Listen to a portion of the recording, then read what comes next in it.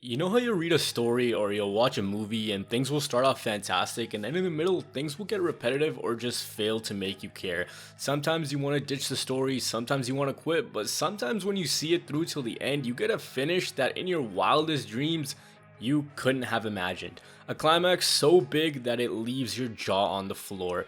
As such is the story of Brock Lesnar and Roman Reigns. SummerSlam 2022, the show marketed around the final meeting between these two, and it was amazing. This was gonna end until one man couldn't get up and answer the referee's count of 10. Did the story end in the perfect way? Well, let's find out. This was the end to one story, but this night began the story of Triple H's WWE. This was the first time ever that SummerSlam was not a Vince McMahon production. Of course, Triple H inherited this card from Vince, so yeah, it was the first under him, but his true vision is gonna be seen at Clash at the Castle. However, he did make his mark right away. Nashville, Tennessee, 40,000 ready to go. The stadium looked beautiful. It felt like a WrestleMania, and it was a WrestleMania rematch kicking things off. Bianca Belair versus Becky Lynch.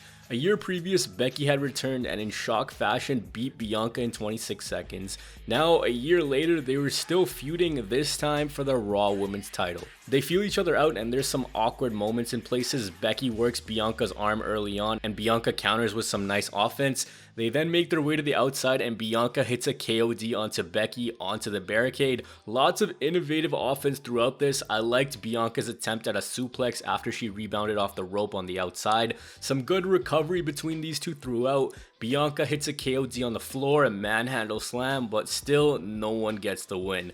Becky goes for a top rope manhandle slam, doesn't work. Bianca counters it into a Spanish fly and then a KOD. Bianca retains her Raw Women's Championship. Great way to open the show. I love that this story perfectly ended at SummerSlam, the same place it started a year ago. As for this match, it was good, but it was a few steps down from their WrestleMania match. What I enjoyed between these two was they tried to be innovative. They didn't just want to do a copy paste of the same match from WrestleMania.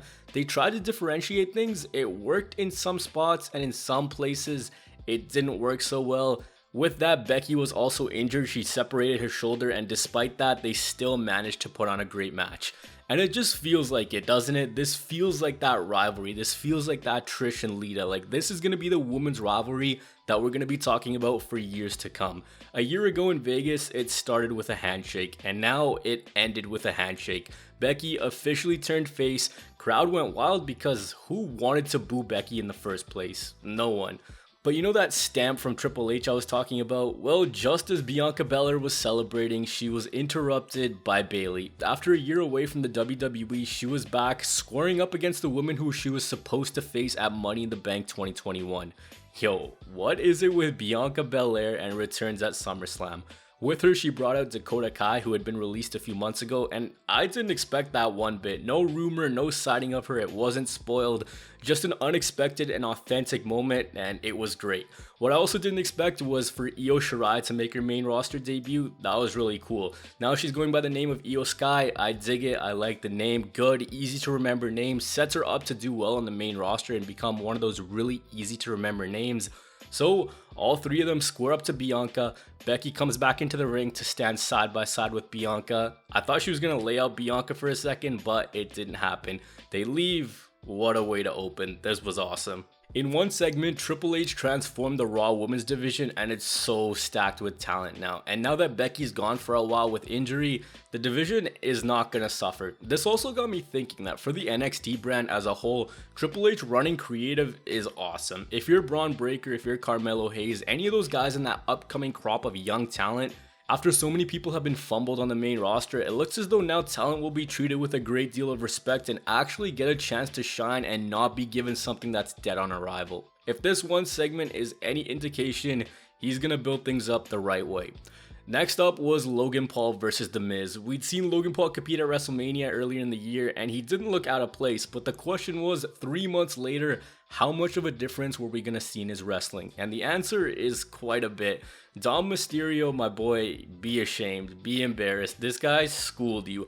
I really enjoyed this match between Paul and Miz. It felt like it was for a championship. Some of the highlights were Paul hitting a standing moonsault from the apron, him locking in a figure four, and throughout this match, Paul just understood all the little tidbits of the WWE. from the expressions to when to pause to when to look at the camera and his positioning. So Ciampa gets ejected from ringside, AJ comes in, they brawl, and then Logan hits a phenomenal forearm. Then Logan Paul goes to the top rope, hits a picture perfect frog splash to the Miz on the announce table to the best of a celebrity's ability. And this was amazing. The crowd was going wild. Miz sold this like death. Everyone was just yelling holy shit at the top of their lungs. I was in attendance for this and the crowd was actually pretty good. I rewatched the pay-per-view. I honestly just got home a few hours ago. My flight and my time in Nashville was awful. I was supposed to be back on Monday. It's Thursday today. So, they get back in. Miz tries to hit him with his Polaroid card. Paul moves out of the way. Miz almost clocks Maurice. Logan Paul hits a skull-crushing finale, beats him with his own move, and takes the win. This was so much fun. This was really fun. It was everything it needed to be.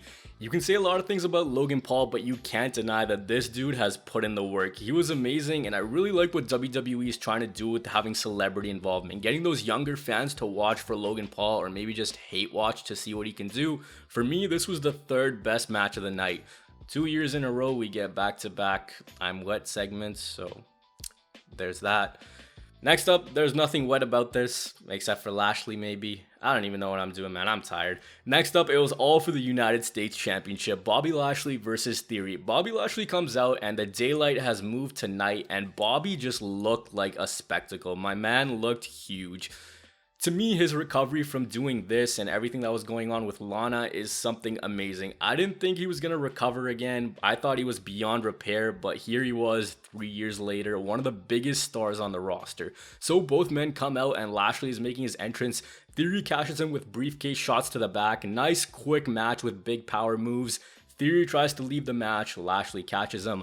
Lashley presses Theory into a hurt lock and Theory taps immediately. This one went less than 5 minutes, it didn't overstay its welcome, it was short and sweet and it gave Lashley the win. The question now was, would Theory show up at the end of the night? Would he be successful or would he fail? We all knew that he was going to show up one way or the other, they teased it so much, but because this was so short, I actually had a feeling that Theory was going to win at the end of the night. So with Bobby Lashley, I like that they're making the US title feel good. I actually watched Raw before I started recording this video, and with the absence of Roman Reigns on the program, they're making that title feel like the top prize. And I really like that they're making it feel big, having Lashley as this unconquerable force at the top and just equating to that main event title. That's a great way to go about things. We had the Judgment Day versus the Mysterios no DQ match. It wasn't anything too crazy, it was just a Raw tag team match basically. Ray hit a really cool slide with a chair onto Finn Balor. Rhea was out here bullying Dom. I mean, it's deserved. Guy got embarrassed by Logan Paul. My boy, you gotta improve Dom.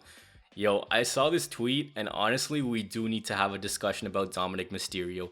Judgment Day have Ray dead to rights, the lights go out and fire surrounds the entranceway. The man behind those creepy vignettes, of course, we all knew who it was gonna be. It was Edge. Out he came and Edge's little run makes me laugh every single time. Yo, look at him go. Edge spears Priest, he spears Finn. Mysterios take the win, Edge is back. Cool, I mean, it was a Raw tag team match like I said.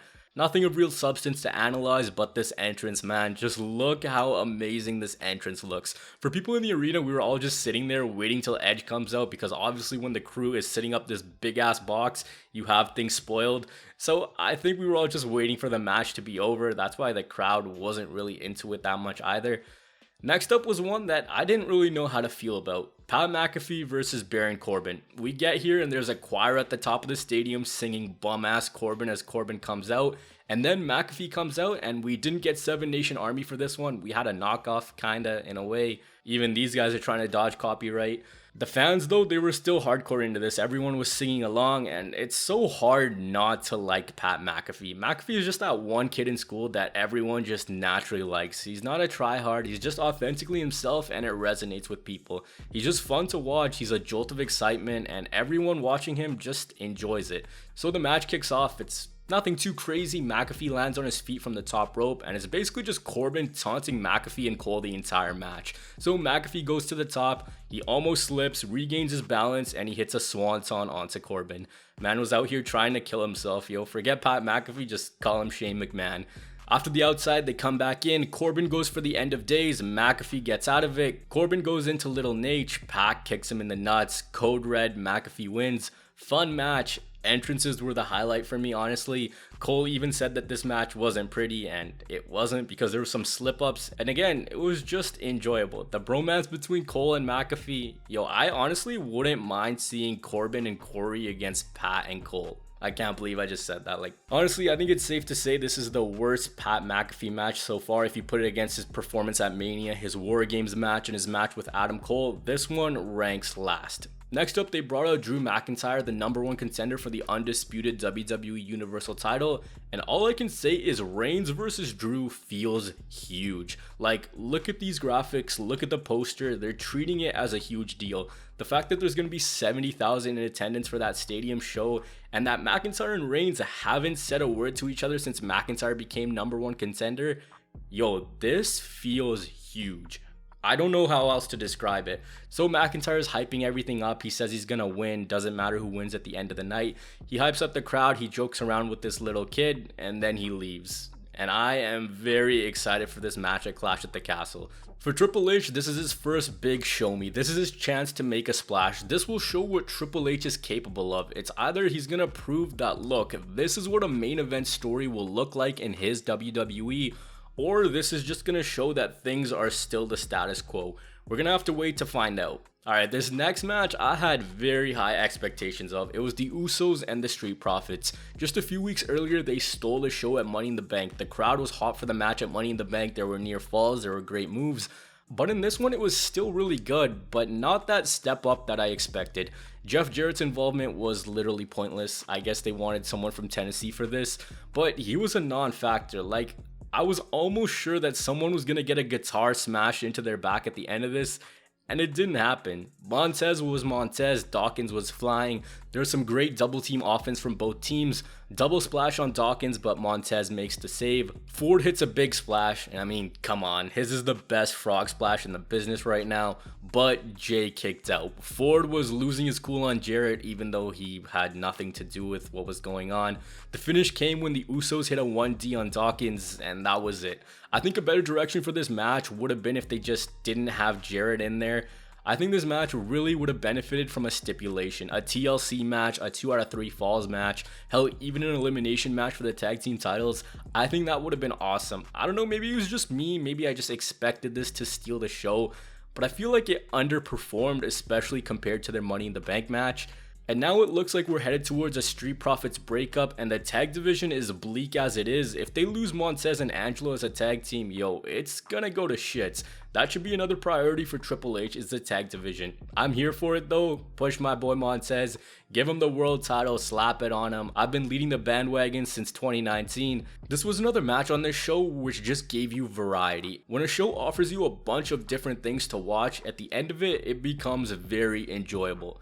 That variety continued with a segment with Riddle. One of the matches that was supposed to take place was Riddle versus Seth Rollins, and that didn't happen because a report came out that Triple H wanted to do this match at Clash at the Castle, and then it was going to be Gargano. There were all these different rumors, but Riddle came out demanding a match. I don't know if you guys remember, but Triple H ran this exact angle at TakeOver Toronto in 2019. So Rollins comes out, he's chased by everyone, this looks hilarious. He stomps out Riddle and he leaves. I liked it, it was simple, it was effective, it helped build for Clash at the Castle. I like using pay-per-views to build for matches that are coming later on and not just running a match for the sake of running a match. And this next match felt like it was a match for the sake of running a match. Liv Morgan versus Ronda Rousey.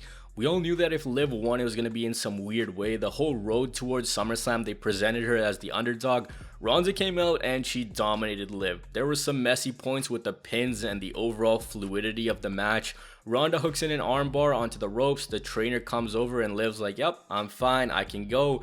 This was really quick, the finish being Ronda putting Liv into the armbar, but at the same time, Ronda's shoulders were on the mat. Ref counts to 3, Liv wins, but Liv tapped out of the referee's sight.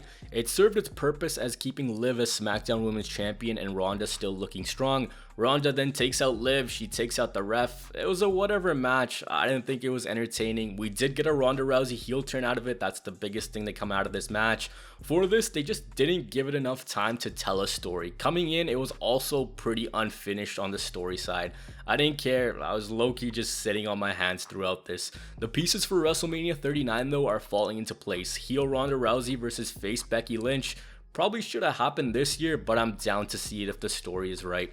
I don't know about you guys, but I really don't care about Ronda anymore. Like, I legit want to turn off when she's on my screen. Before it was like, oh shit, Ronda. Now it's like, oh shit, Ronda. She's still got the star presence, but things have really gone south in her tenure with the WWE. Just the way she's gone about things and kind of made everything into a joke essentially. I don't know. But what wasn't a joke was this main event, what we were all tuned in for. The Tribal Chief versus the Beast Incarnate. I've talked about their history on this channel before, but this was framed as their final chapter. You know how I started things off by talking about movies and stories, and sometimes you get tired of them, but when you see them through, you get an ending that you could have never imagined. WrestleMania 31 was where things began, and they failed to ever reach those heights in a match again. Well, until this night in Nashville. This was awesome. Reigns comes out, he's doing his entrance, he's giving Undertaker a run for his money, and then Brock comes out and he's driving a tractor down to the ring. Right off the hop, Brock jumps off the tractor and attacks Roman Reigns. Imagine seeing this if you're Roman, a 265-pound machine jumping at you from a front loader. They make their way to the outside and they just start tearing shit down. Big explosive moves, Brock suplexes Reigns off steel steps onto the floor, and they brawl into the crowd into the truss area, and this was just the beginning of this absolute madness. Reigns puts Lesnar through 2 tables, but Lesnar keeps getting up before the count of 10, and slowly ringside is getting littered with weapons and it looks like a tsunami has ran through it. Brock makes it back to his feet after a spear, and then a little while later he goes back to the tractor he came into the ring with. He then proceeds to load Roman Reigns into the front of it and dump him into the ring. This was something you do in a video game. What in the world was I watching?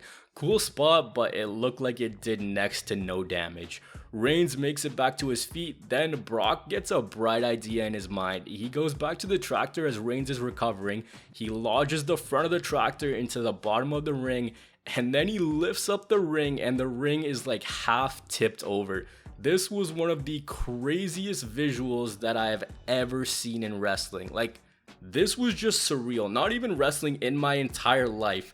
This is a visual that's gonna live on forever. With the ring breaking with Big Show and Brock, with the beer truck, with Mankind falling off the cell. This is one of those insane moments that you're never gonna forget where you were. Who expected this? Look at this absolute madness. Reigns though after this gets back up, the Usos attack Brock, Brock takes out Jimmy, he takes out Jay, he F5s Paul Heyman into the announce table, so everyone in sight is dead and Reigns and Lesnar are both on the ground. And then they call back to WrestleMania 31, outruns Theory to cash in, but Brock takes him out. Guy really thinks he's Seth Rollins. So Theory's out, Brock gets super kicked by the Usos, he gets back up. He gets speared, Brock gets back up. Gets destroyed with the Money in the Bank, Brock just keeps on getting up. This dude just kept getting up and the stadium just erupted every single time he did. No one wanted Brock to stay down. WWE title shot right to the head, Brock gets back up. All the while, Michael Cole is going berserk on commentary. So Brock's back up, Reigns gets to the Universal title and he looks at it like, yo, if this doesn't work, I'm done. I'm out. If this doesn't work, nothing's gonna work.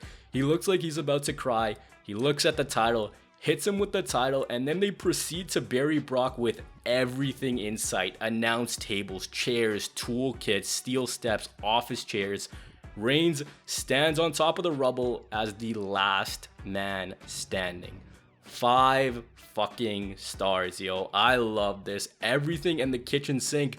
The only thing that was missing was some blood. That is how this should have ended. This rivalry was, yo, I'm gonna kill you and I'm gonna do everything in my power to walk out the winner once and for all. This was supposed to be a war, not a wrestling match, and that's exactly what we got. Michael Cole sold this match like death. It was awesome. Michael Cole was just humanized. Man feels like the weight of the world has been lifted off his shoulders and he's just able to be him. He was able to say what he wanted to say instead of being force-fed lines. And Michael Cole just felt like he was loving his job for the first time in 15 years? He just felt like a fan like the rest of us. Genuinely sorry to Cody and Seth or Becky and Bianca, but for the WWE, this is my match of the year so far. Yo, they say that a picture is worth 1,000 words. Look at this picture on your screen. That's insane.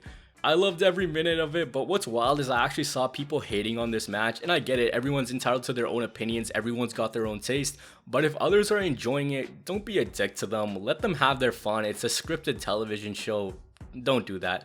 I also saw this narrative going around that this was, and I quote, the same old shit. Yeah, cause you've seen a dude lift the ring with a tractor before, huh? Man, if you didn't at least have fun watching this match, I don't know when you're ever gonna have fun watching the WWE. This looked like something you do with a playset when you were a kid. Hurricane Hunter ran right through ringside and it was the perfect storm. Just what the fuck? But at the end of the show, it looked like this was the final time that we would see Brock Lesnar. And man, I'm not ready to say goodbye to Brock just yet. You guys know he's one of my all-time favorites.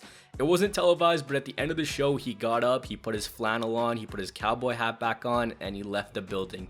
He tipped his hat to the crowd, and the cowboy made one final walk. I really hope this isn't it for Brock, but if it is, realistically, what a way to go out. What a way to put a stamp on one of the greatest careers of all time. And it's fitting that it was against Roman Reigns, one of his best rivals. Amazing. This was amazing. This was such a high point that maybe it's right for Brock not to come back, but we all know that money talks.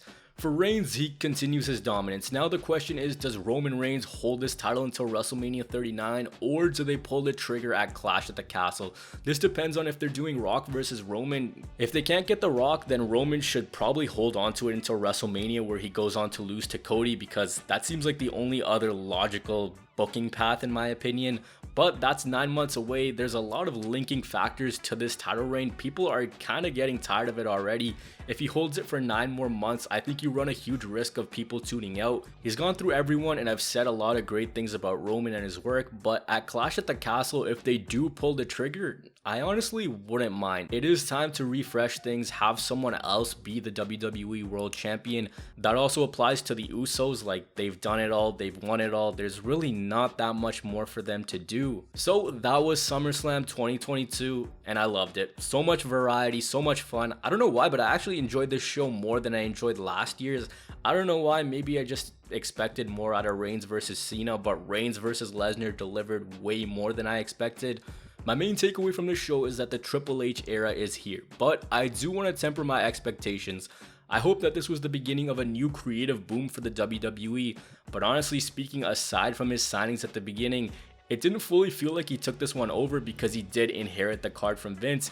He hasn't saved the WWE or anything like that, like some people are acting. Like, let's keep things real here. But that being said, Clash at the Castle is coming up. Roman and Drew feels huge.